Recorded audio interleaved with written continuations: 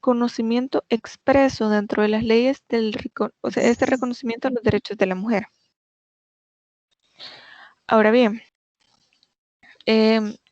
por favor, si ustedes tienen alguna pregunta o han hecho alguna intervención dentro del chat, necesito que lo hagan a través del micrófono porque como estoy compartiendo la pantalla no puedo ver directamente el chat.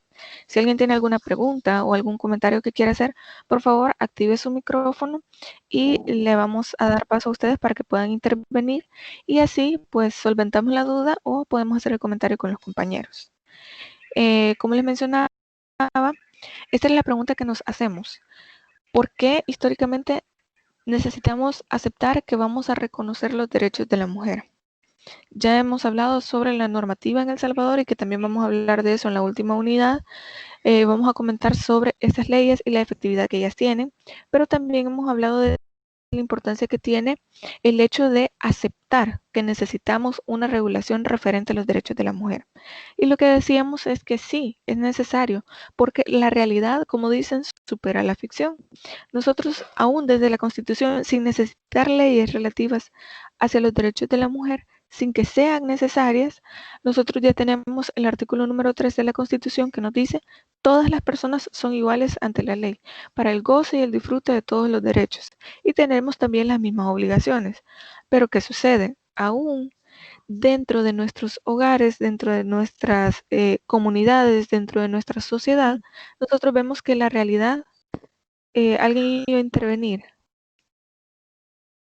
Creo que alguien tiene abierto el micrófono. Por favor, si no va a hacer alguna intervención, les agradecería mucho si lo cierran. Entonces les decía que nosotros podemos evidenciar, podemos ver que hay muchos casos de violencia intrafamiliar, de violencia contra el género, de violencia de diferentes tipos, que también eso lo vamos a ver cuáles son los tipos de violencia más adelante, dentro de los hogares, dentro de las comunidades y en general dentro de todas las esferas de la sociedad. Entonces, es por esto que se genera esta necesidad de que el Estado intervenga. Pero ¿cuál es la manera en que va a intervenir el Estado? Creando leyes. Porque, como ustedes saben, hay ciertos límites que tiene el Estado. No puede intervenir o tener injerencia en todas las relaciones interpersonales o las relaciones que hay entre hombres y mujeres dentro de la sociedad. Pero sí, como constitucionalmente, el Estado tiene la obligación de establecer leyes para la protección de la familia, para la protección de hombres y mujeres y de todas las minorías, porque estamos dentro de una democracia. Entonces, esto obliga al Estado, como nota esta realidad en la que las mujeres son víctimas de violencia, de discriminación, que no hay igualdad de oportunidades, entonces necesita crear esta legislación referente a las mujeres. Esta es la forma que tiene de intervenir en esta esfera tan íntima como es la familia o las relaciones interpersonales entre hombres, mujeres, comunidad LGBT, etc. Entonces, una vez que el Estado reconoce esta necesidad de crear esta legislación, es que nosotros entendemos que necesitamos derechos específicamente creados para la mujer. Ahora bien, el origen de este reconocimiento de los derechos de la mujer resulta después de comprender la evolución histórica que ha tenido sobre las mujeres. La protección de los derechos a las mujeres en los ordenamientos jurídicos nace o tiene su origen en la Declaración Universal de los Derechos Humanos de 1948. Como ya vimos en esa evolución histórica que hablamos en la unidad anterior, la lucha por los derechos de las mujeres comienza desde a partir de más o menos, se tiene registro desde 1922, donde comenzamos a hablar sobre la lucha del feminismo, etc. Pero como ustedes se irán dando cuenta, tanto el feminismo como los derechos de la comunidad LGBT tienen un desarrollo completamente distinto. Estamos hablando de que desde 1922 hasta más o menos 1950 se logró el reconocimiento de los derechos a las mujeres, pero en el caso de la comunidad LGBT, su reconocimiento se logra hasta a partir de unas marchas y de unas protestas que hubieron en los años 70. En el caso de la comunidad LGBT lo vamos a ver más adelante, pero sí les menciono esto porque es importante hablar de la Declaración Universal de los Derechos Humanos en 1948. También Más o menos para esas fechas, como en 1950, tenemos la Constitución de El Salvador de 1950, que da paso y reconocimiento a muchos derechos sociales, como lo son para esa época el derecho al voto. También, este es otro aspecto que vamos a ver más a fondo, un poquito más adelante cuando hablemos ya directamente de la política, pero sí quiero que ustedes tengan que marquen estas fechas para que ustedes se vayan dando cuenta cómo ha sido esta línea de tiempo, cómo ha ido evolucionando. 1948, Declaración Universal de los Derechos Humanos. 1950, tenemos esta nueva constitución en la que se da paso a muchos derechos sociales nuevos. En un momento ya vamos a ir hablando también de eso. Con esta Declaración Universal de Derechos Humanos supone la aplicación que es aplicable a todas las personas, sin importar si son hombres, si son mujeres, etc. Como les mencionaba, en este momento únicamente, y ustedes ya lo van a ver, únicamente se hablaban de hombres y mujeres, porque el reconocimiento de la diversidad de género apareció después. Entonces, cronológicamente, en tiempo, nosotros únicamente encontramos en esta Declaración Universal de Derechos Humanos el reconocimiento de la mujer. Todo lo relativo con la diversidad de género y la comunidad LGBT la tenemos más adelante. Y eso después lo vamos a ver. Pero les hago esta aclaración porque ustedes me pueden decir, bueno, mire, Lick, pero en esta declaración únicamente habla de hombres y mujeres. ¿Dónde queda la demás diversidad de género? Y es precisamente por eso. Vamos a darnos cuenta de cuál ha sido la evolución histórica de estos derechos precisamente por ese reconocimiento. Entonces, en esta Declaración Universal de Derechos Humanos vamos a dar lectura únicamente a algunos artículos para que ustedes vayan viendo de qué manera se van regulando. Y es aquí donde es importante lo que yo les mencionaba del lenguaje, de qué manera nosotros vamos a formular la normativa, vamos a formular las leyes, los instrumentos internacionales, de manera tal que puedan ser aplicables a pesar de que hayan sido elaborados, por ejemplo, en 1948, que aún en el 2020 nosotros le podamos aplicar a pesar de que nuestra realidad sea completamente distinta. Recordemos que casi siempre la legislación, los instrumentos de derechos humanos, de derechos internacionales, tienen una vocación de permanecer en tiempo, tanto como pueda ser posible.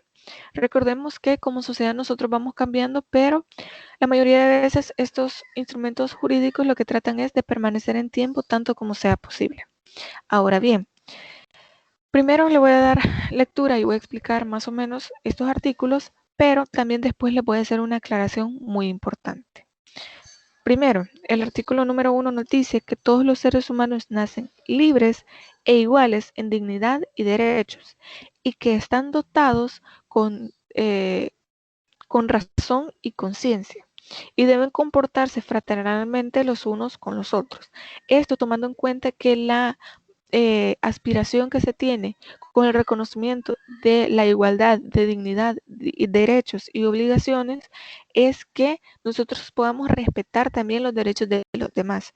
No solamente es exigir el cumplimiento de mis derechos como hombre, como mujer, como parte de la sociedad, de la comunidad internacional, sino también aceptar que yo debo respetar los derechos de los demás. Ahora bien, cuando dice que nacen libres e iguales es porque, además de que se reconoce la igualdad entre hombres y mujeres y ahora la comunidad LGBT y la diversidad de género, también estamos hablando de que la idea de esta Declaración Universal de Derechos Humanos era poder dar paso a la abolición de la esclavitud. Hace poco estaba hablando con eh, una persona que trabaja dentro de la Sala de lo Constitucional y se hablaba de, él hizo una maestría en derechos constitucionales y derechos humanos en España. Y hay una nueva corriente en España del autor que es de apellido Peces Barba, que es muy conocido dentro del ámbito de las ciencias jurídicas, que nos decía que los únicos derechos que se pueden considerar absolutos, que se pueden considerar que no tienen ningún otro derecho que se le pueda oponer para que no sea absoluto, son el derecho a la no esclavitud y el derecho a que no exista tortura.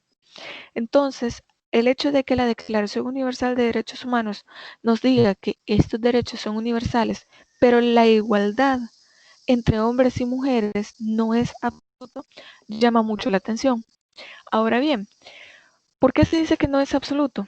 Porque hay muchas situaciones, como yo les mencionaba también, que al menos la Sala de lo Constitucional, dentro de nuestro ordenamiento jurídico salvadoreño, nos dice que la igualdad no puede ser tratarlos igual a todos, sino que tiene que verse de la siguiente forma: tratar igual a los iguales y desigual a los desiguales. No es lo mismo tratar a todos los niños, niñas y adolescentes a tratar igual a aquellos niños, niñas y adolescentes, perdón, cuando se encuentran en situaciones de discapacidad o de capacidades especiales o que no tienen, por ejemplo, una familia, que no han sido formados dentro de una familia, que están institucionalizados porque no tienen papá, mamá o una red de familia, etcétera. No es lo mismo tratar a hombres y mujeres adultos que tratar a hombres y mujeres con discapacidad también, o tratar a hombres y mujeres cuando ya son adultos mayores. Entonces, es precisamente por eso que no podemos considerar que la igualdad es un derecho absoluto, que la igualdad sí es una aspiración tanto legal para poder llegar también desde la equidad, llegar a la igualdad, pero no significa que este sea un derecho absoluto. Sí es exigible mediante la ley y el derecho internacional, pero no significa que va a ser un derecho absoluto. Ahora bien, cuando hablamos del artículo número 2, nos dice que todos estos derechos que tenemos y todas las libertades que han sido proclamadas dentro de esta declaración se van a aplicar sin distinción alguna, sin importar la raza, sin importar el color de piel, sin importar el sexo, el idioma, la religión, la opinión política o de cualquier otra índole. Y nos vamos a detener un poco acá. Recordemos que esta declaración es de 1948, cuando aún no se había admitido ante la comunidad internacional el hecho de que existía la palabra género. No existía en este momento o no era reconocida la diferencia entre sexo y género. Recordemos que el sexo únicamente nos hace referencia a los datos biológicos, es decir, a la forma en que nosotros nacemos, hace referencia a nuestros genitales.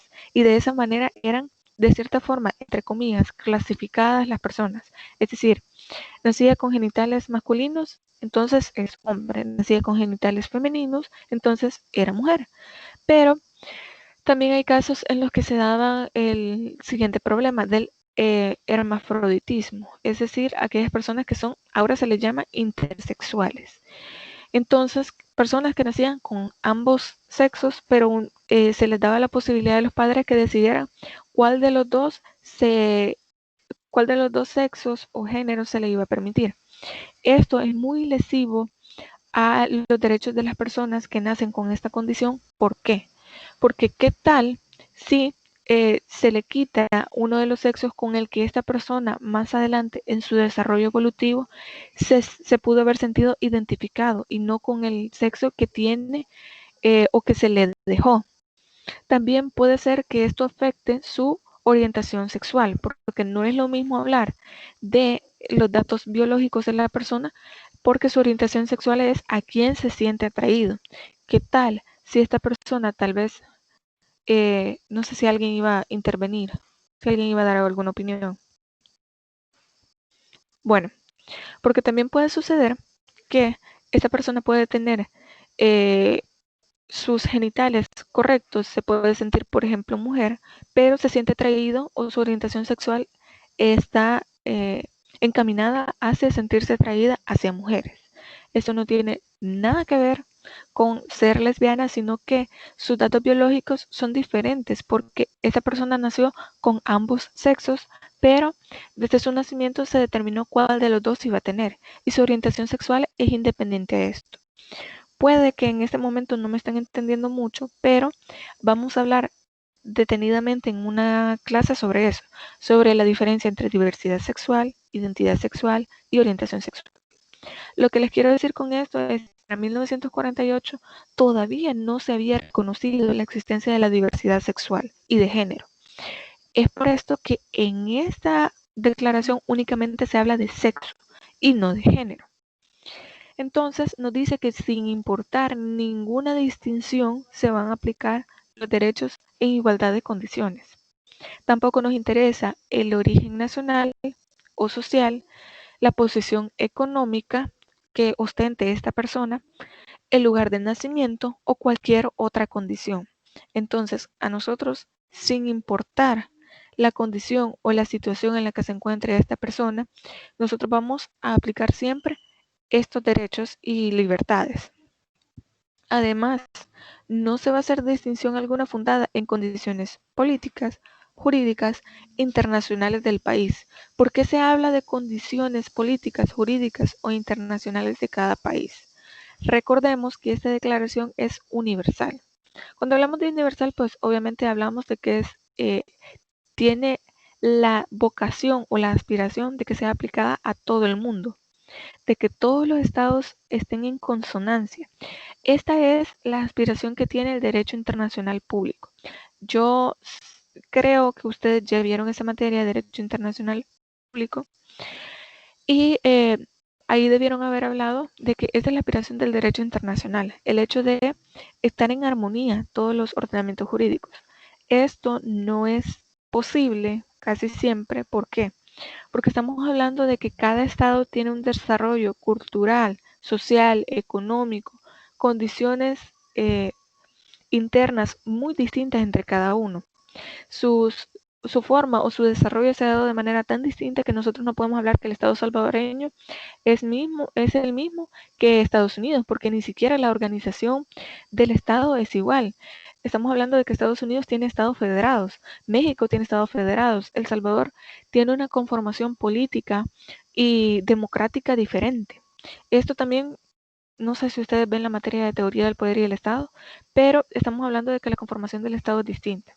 A partir de ahí ya vemos es solo un elemento que es muy determinante dentro de este derecho internacional de los derechos humanos.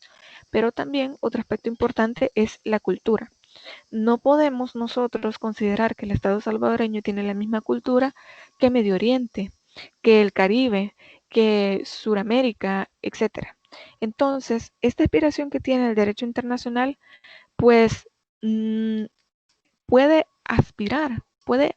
puede inspirar a ciertos ordenamientos jurídicos para que puedan tener legislación interna que dé cumplimiento con estas aspiraciones que se tienen, pero no significa que todos los ordenamientos jurídicos tengan el mismo contenido, porque no se puede. Ahora bien, por eso es que nos dice que sin importar la condición política, jurídica o internacional de cada país o de cada territorio de cuya jurisdicción dependa una persona, tanto si se trata de un país independiente como aquellos territorios bajo administración fiduciaria, no autónomos o sometidos a cualquier otra limitación de soberanía. Como les decía, esto depende mucho. Por ejemplo, tenemos el caso de Puerto Rico, que es un estado que es parte de Estados Unidos, que depende de Estados Unidos. Entonces, no podemos considerar que es igual El Salvador a lo que puede ser Puerto Rico. Y esto solo es para hacerles una comparación porque, como les mencionaba, no tengo mucha certeza de que ustedes vean teoría del poder y el Estado para hacer estas diferenciaciones. Ahora bien, en el caso del artículo 7 nos dice que todos somos iguales ante la ley y tenemos, sin distinción alguna, derecho igual a la protección en la ley.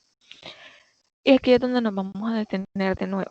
Cuando dicen que tenemos derecho igual ante la protección de la ley, tenemos que hacer o poner atención a qué se refiere con ley. Porque se nos dice que nos va a proteger la ley, sí, pero ¿cuál ley? Entonces, aquí es donde hace referencia el derecho internacional a que cada estado tiene la obligación de legislar sobre la protección de los derechos en igualdad de condiciones para todas las personas. Entonces, el derecho internacional, en este caso, la Declaración Universal de Derechos Humanos, hace referencia a la ley en sentido formal, a toda aquella ley que nosotros, por ejemplo, el Estado salvadoreño, haya establecido pasando por todo el proceso de formación de la ley y que esté vigente. A esa ley se refiere la Declaración Universal de Derechos Humanos. Y nos dice que tenemos la igualdad en en la protección contra toda discriminación que se infrinja en esa declaración y contra toda provocación hacia tal discriminación. Les mencionaba al principio que que después de leerles estos artículos y explicárselos, les iba a hacer una aclaración. Cuando hablamos de Declaración Universal de Derechos Humanos, ustedes ya vieron, si no me equivoco, derecho internacional público. Y ustedes van a darse cuenta qué tan vinculantes o si tenemos la obligación como Estado salvadoreño a aplicar las declaraciones. Recordemos que no es lo mismo hablar de convenciones, de tratados internacionales y de declaraciones de derechos humanos, porque las declaraciones simplemente son eso, meras declaraciones de voluntad que los organismos internacionales hacen para poder inspirar a los demás estados para que puedan legislar sobre estos derechos, sobre todo esto que regula estas declaraciones.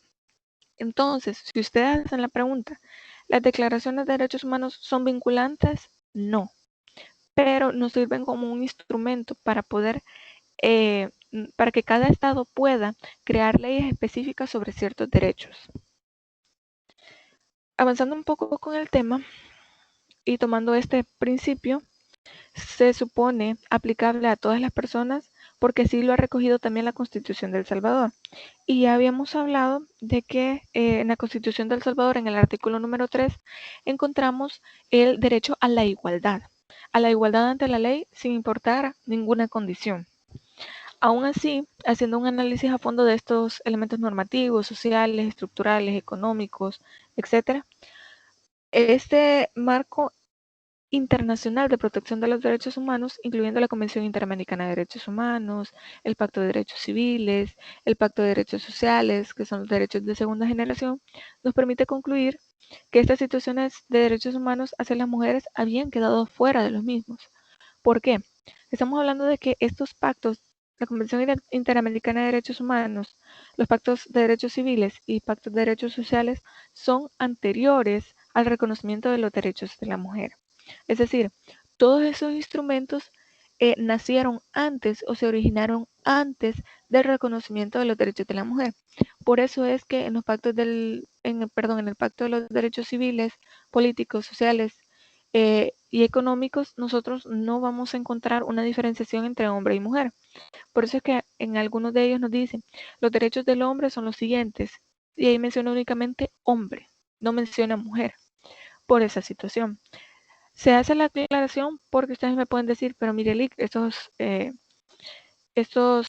pactos, estas convenciones siguen vigentes. Sí, pero se entiende ahora que se incluye también a la mujer dentro de estos instrumentos internacionales. El hecho de que no mencione mujer no significa que no va a ser aplicable a la mujer. También tenemos un ejemplo de estos derechos, como lo es el derecho a participar en las decisiones, al derecho a la nacionalidad de las mujeres casadas de forma autónoma a la de su marido. Y nos vamos a detener un poco acá. Cuando hablamos del derecho a participar en la toma de decisiones, ya les mencionaba que hablamos del derecho al voto. Hasta la Constitución de 1950 en El Salvador se habla sobre el derecho al voto de las mujeres. Pero imagínense, dentro de este contexto histórico en que se dio esta constitución, lo que sucedía era lo siguiente, aun cuando se le permitía a la mujer poder votar, ya era un gran avance que pudiera votar, pero lo que sucedía era que el voto debía ser conforme a lo que dijera su esposo o a lo que dijera su padre, su abuelo o la persona de quien estaba a cargo. Entonces, realmente no se daba en libertad. Y vamos a ver el caso de otros países en los que el voto en El Salvador se dio en 1950, que se daba antes, pero el problema era este. Sí se le permitía votar a la mujer, pero las condiciones en que se le permitían votar eran esas, que el voto iba a seguir el lineamiento de lo que decidiera el esposo. ¿Por qué?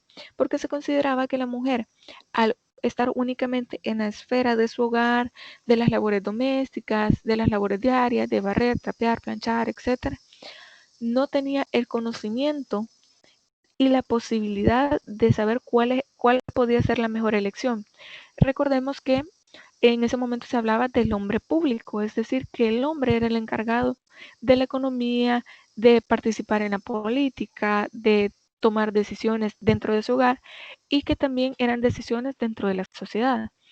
El hombre era capaz de poder salir, de poder conocer cuál era la realidad social, cultural, económica, etcétera. Pero la mujer, como únicamente estaba reservada a la esfera íntima, al trabajo que se daba dentro del hogar, no sabía, o por lo menos se consideraba que la mujer no sabía cuál podía o no podía elegir de manera correcta porque no salía de su hogar, no sabía cuál era la realidad.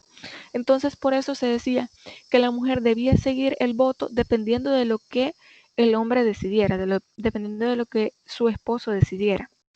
También otro aspecto importante era con respecto a la nacionalidad de las mujeres casadas. Por ejemplo, si una mujer se casaba con un hombre que era un extranjero, entonces el hombre era el que tenía la posibilidad de decidir si le daba la nacionalidad a esta mujer o no. Entonces, o dónde iban a vivir. Perdón.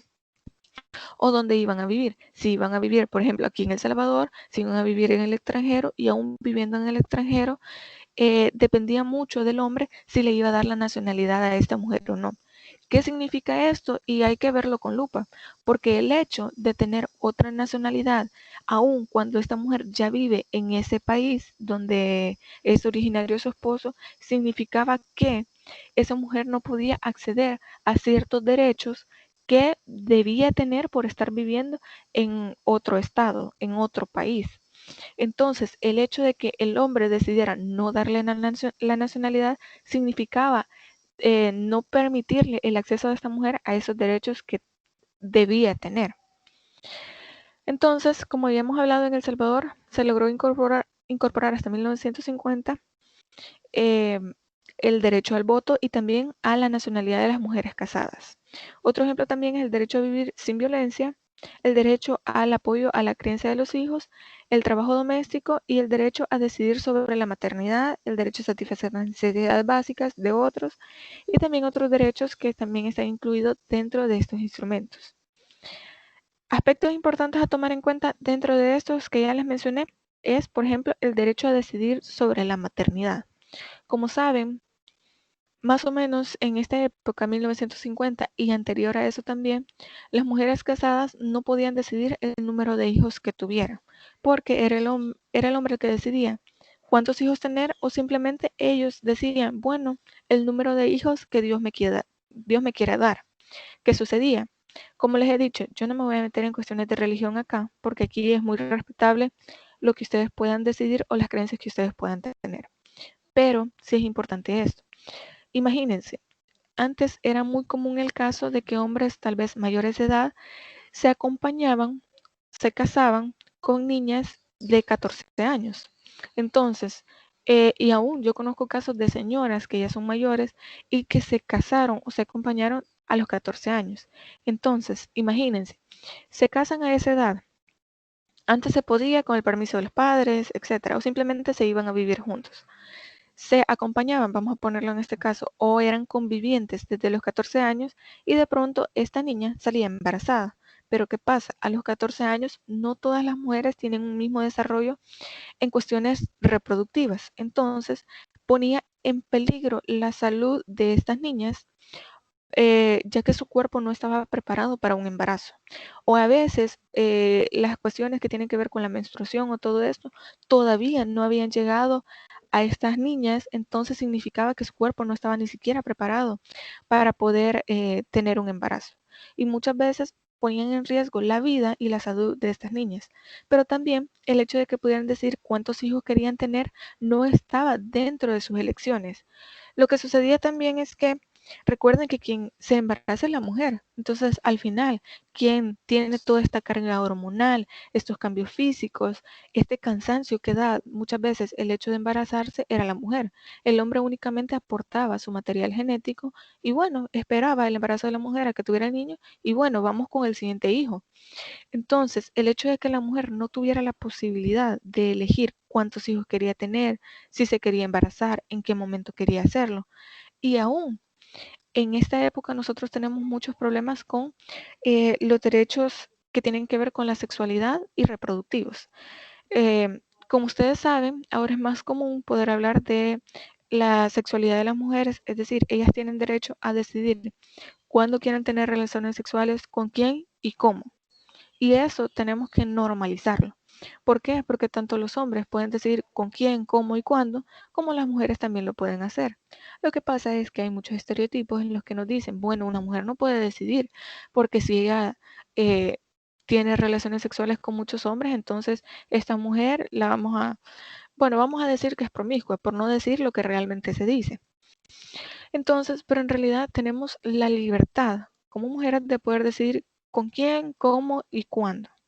Entonces, estas son cuestiones en las que deberían educarnos desde muy pequeños y decirnos, miren, ustedes tienen la libertad de decidir, de poder saber y de responsabilizarse, porque el hecho de que se hable de la libertad sexual, de que usted puede decidir con quién, cómo y cuándo, pero también las consecuencias que eso trae y que deben responsabilizarse, que si van a tomar la decisión de hacerlo, debe ser de manera responsable. Pero como ustedes saben, hay muchas escuelas, colegios, institutos que no lo permiten porque los padres de familia prefieren tal vez ellos darles esta información y no que se pueda educar a los niños desde muy pequeños sobre estos temas, que son muy importantes, porque aquí no nos interesa y tal vez me estoy saliendo un poco del tema, pero sí es importante que ustedes lo tengan en cuenta. No nos interesa solo saber cuáles son los métodos anticonceptivos, sino que también ser responsables de las consecuencias que esto pueda traer. No solo es, es que como me protegí no va a pasar nada. No, sino que tener en cuenta que también hay muchas enfermedades, hay muchas situaciones en las que se puede poner en riesgo la salud y la vida de otras personas. Entonces, ¿por qué toco mucho este tema? Porque, como les menciono, el hecho de tener derecho a decidir sobre la maternidad es un tema bastante polémico. Por lo siguiente, por lo menos en El Salvador, actualmente no podemos hablar del aborto, de poder decidir sobre si quiero llevar a término un embarazo o no. Sí está regulado dentro del Código Penal como un delito, pero no tenemos la posibilidad, como en otros países, de poder decidir hasta cierto número de semanas para poder abortar. ¿Por qué? Porque nuestra sociedad todavía está muy arraigada a ciertos estereotipos y a ciertos patrones. Con esto no estoy diciendo que yo estoy de acuerdo o no, y ustedes me pueden decir, mire, yo no estoy de acuerdo. O me pueden decir, yo sí creo que de alguna manera que puede ser terapéutica, o si este embarazo es resultado de alguna violación, entonces se pueda dar paso al aborto. Ahí es decisión personal. Sería bueno que antes de dar alguna opinión, informarnos bien y así poder dar una opinión y poder comentar sobre eso. Es por eso que me detengo mucho en este punto porque tanto el derecho a la maternidad, derecho a la sexualidad y derechos reproductivos y también sobre el aborto son aspectos muy importantes que en otros países como por ejemplo Chile, Argentina, ya están tratando de que haya legislación sobre eso y sobre todo que hay manifestaciones sobre estos puntos, de poder decidir sobre nuestro cuerpo. Como mujeres, yo puedo decidir si me caso o no me caso, si tengo hijos o no tengo hijos, cuántos hijos quiero tener y si quiero tenerlos o no ya estando embarazada. Entonces, estas son cuestiones muy importantes que ustedes deben tener en cuenta porque lo que sucede es que simplemente se ha invisibilizado esas posibilidades que tienen las mujeres y simplemente decimos, bueno, como están casados, también el hombre debe decidir. Y también eh, ya les he mencionado que yo esta materia de género y derecho la llevé ya en la maestría y la persona que nos estaba dando la materia era una doctora y nos decía, miren, a mí me sucedió lo siguiente y les voy a contar el caso. Ella se casó muy joven, se casó como a los 22 años y a los 23 salió embarazada. Entonces, lo que sucedió es que ella dijo, yo solo quiero tener una hija. Habló con su esposo y bueno, tomaron la decisión de solamente tener una hija. Entonces, ella fue sola a la consulta y le dijo al doctor, mire doctor, yo me quiero operar porque yo ya no quiero tener más hijos. Solamente con la niña que tengo y me quiero quedar con ella. Punto. ¿Qué sucedió? Le dijo al doctor, mire, necesito que usted venga con su esposo para que él me diga si está de acuerdo o no. Si él no está de acuerdo, yo no la voy a operar. Entonces, ahí es donde ustedes pueden evidenciar Y ustedes me pueden decir, pero es que tener hijos o no es una decisión de pareja en la que tienen que estar de acuerdo, deben estar de acuerdo o no sobre eso. Y es cierto, en este caso, ella nos decía, yo ya había hablado con mi esposo ya había estado casado antes, entonces él ya tenía hijos y simplemente quería tener un hijo conmigo, ya lo teníamos, punto. Ahí estaba la decisión, no había más. Yo ya había hablado con él, yo le dije al doctor que ya había hablado con él, pero él me dijo que si no llevaba a mi esposo y si él decidía que yo no me iba a operar, no me lo iba a hacer. Entonces, ¿dónde queda este derecho a poder decidir sobre su propio cuerpo?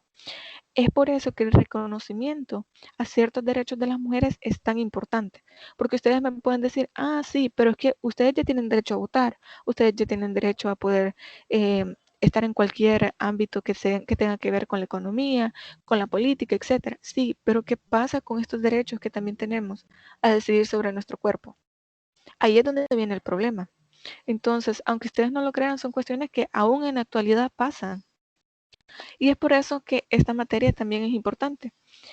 Y bueno, siguiendo con el tema, porque ya nos queda poco tiempo, entonces, conscientes de toda esta, perdón, de toda esta desigualdad, en 1975 se declaró el Año Internacional de la Mujer y en las Naciones Unidas se comenzó el proceso de aprobación de varios instrumentos internacionales, perdón, con la finalidad de garantizar la protección de los derechos de la mujer, entre los cuales destacan los siguientes. Y aquí tenemos, por ejemplo, la Convención sobre los Derechos Políticos de la Mujer, que se dio en 1952, esto es posterior a la a la Declaración Universal de los Derechos Humanos, en la que uno de los aspectos más importantes es el derecho a votar en todas las elecciones en igualdad de condiciones con los hombres.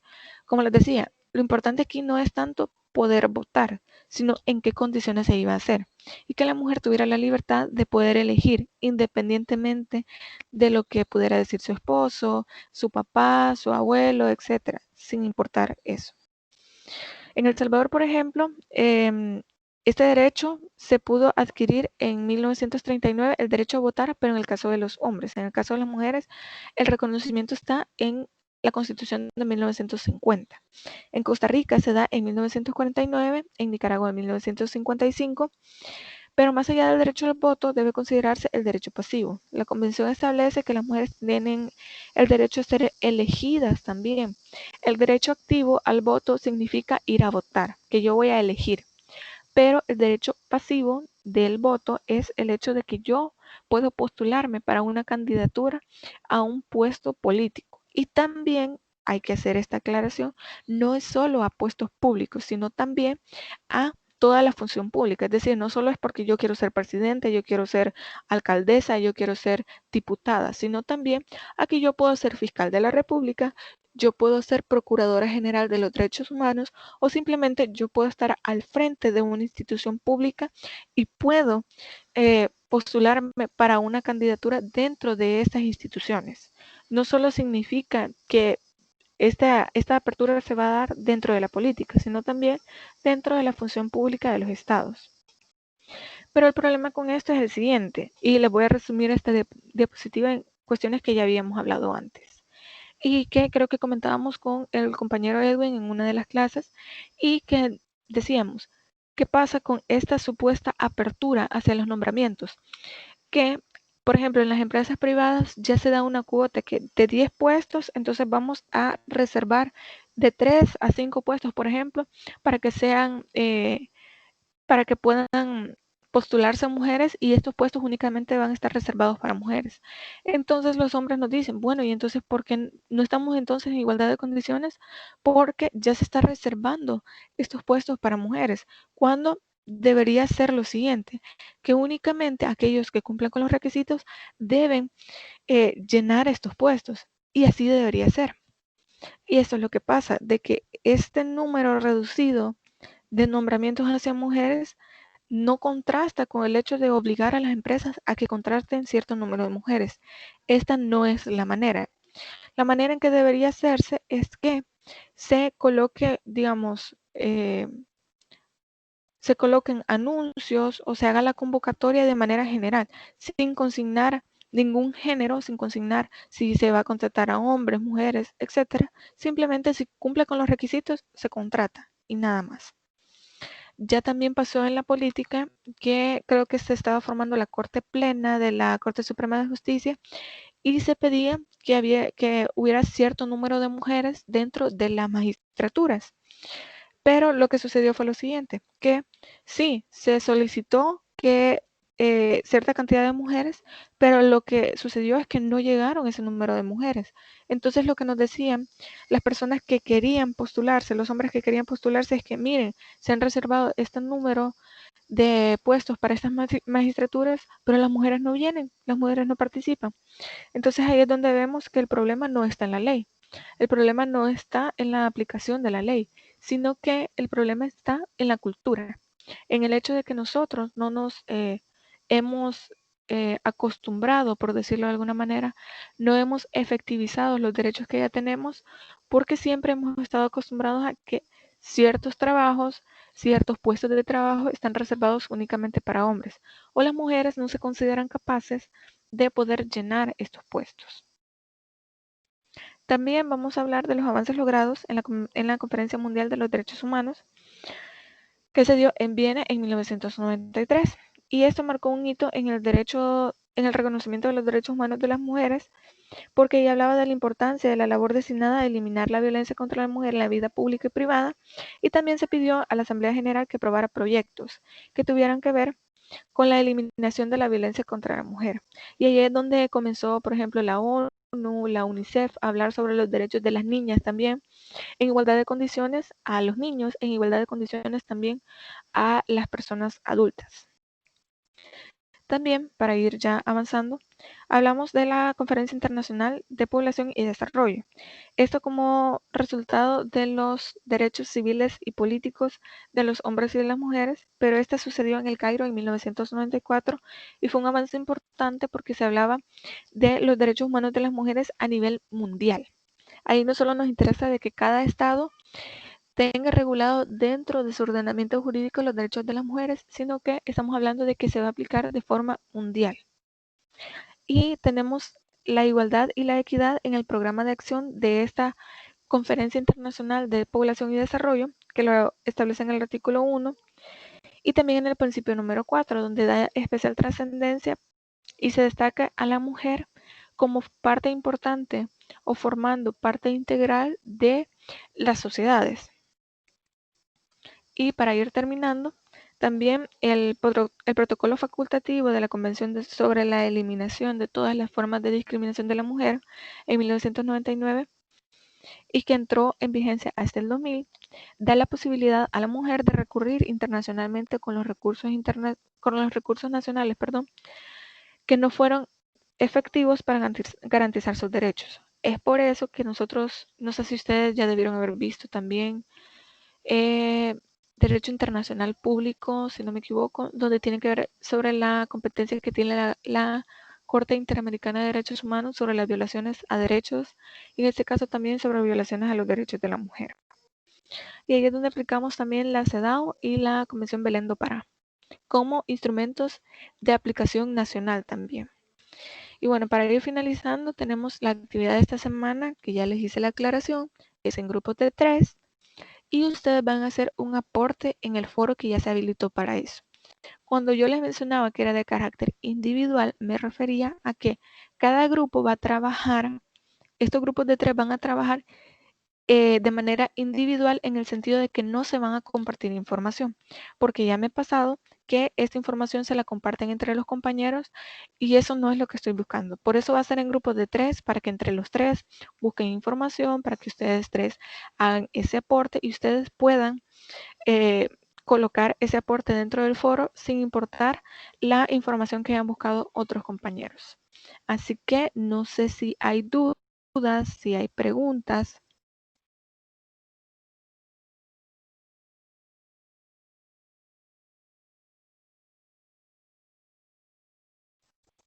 ¿Tienen alguna duda, alguna pregunta sobre la actividad de la semana, sobre la nota de los parciales, sobre sus notas ya en el portal del estudiante?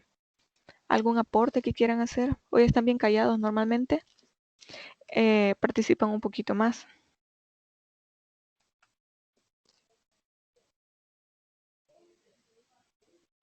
No, Lick, por mi parte no hay dudas. Ok. Entonces vamos a ir finalizando. Con la grabación me voy a quedar para poder pasar la asistencia porque el problema es que en este colector tengo las notas. Entonces si comparto la pantalla se va a poder ver ahí las notas y pues no es lo más conveniente. Así que con la grabación le voy a colocar la asistencia y bueno, si no hay más preguntas nos vamos a quedar hasta acá. Quedamos pendientes entonces para la actividad de esta semana. Cualquier duda que tengan, tenemos el foro de consultas, la mensajería de la plataforma o también tenemos el grupo de WhatsApp.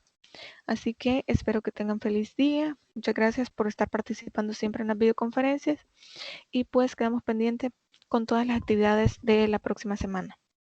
Cuídense mucho, feliz día. Igualmente.